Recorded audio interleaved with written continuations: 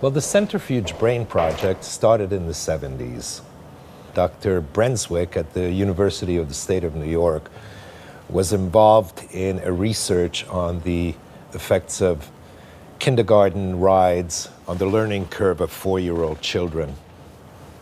We developed the idea of building a larger, stronger device to examine the effects also on adults.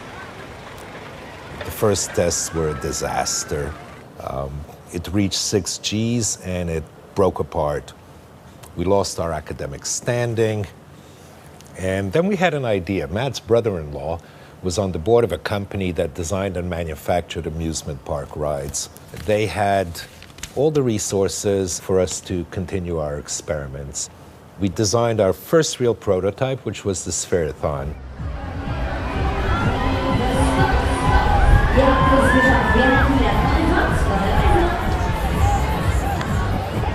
When the rotation starts, the seats are lifted slowly by the centrifugal force, causing the people to float upside down. The difficulty was stopping the rotation without people coming crashing down in the upper levels. We established an independent company funded by amusement park visitors. Well, the more people that came around to the amusement park, the more funding we had. The second machine was named the Wedding Cake because of the 4 platforms set on top of each other.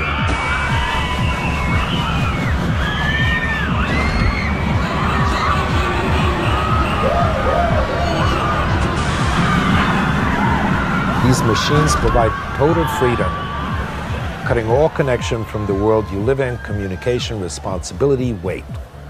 Everything is on hold while you're being centrifuged. Some of the test results that year were a little too extreme to be published, so for the next phase, we shifted our attention to height instead of acceleration.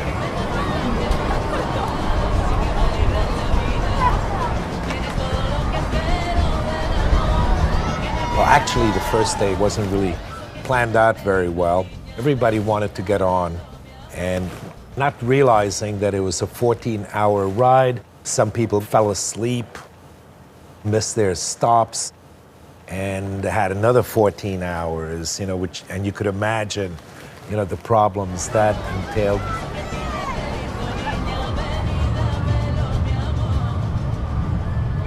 Well, after the experience of the high altitude conveyance, we found that people needed something to do in there. And we introduced an interactive option. Each cabin was equipped with a button. This way they felt they had a little bit control over the ride itself.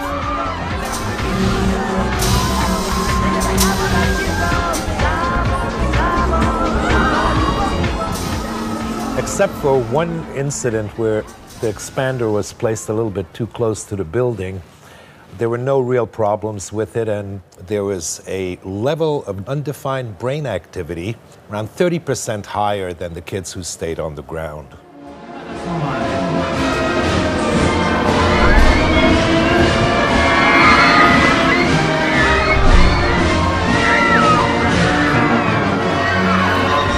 This contraption is the dandelion. It was designed to simulate the prenatal experience. For example, when a mother is walking, the baby would kind of move around.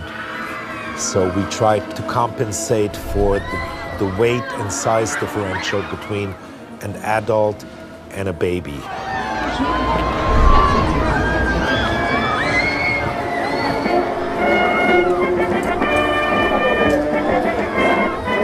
The concept behind this one was that the subject had no idea which track it was going to take. Unpredictability was an important aspect of our work.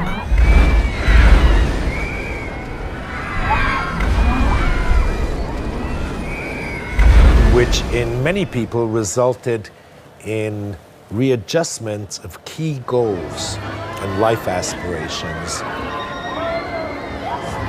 We're using only 10,000 horsepower now.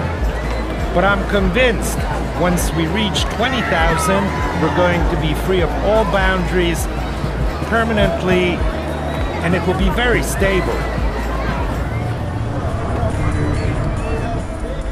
I mean, we had setbacks, but I wouldn't say that it was a mistake. It was not a mistake. If anything, the mistake is in nature. Gravity is a mistake. We fight the forces that hold us down, and whole life is an effort to escape from reality.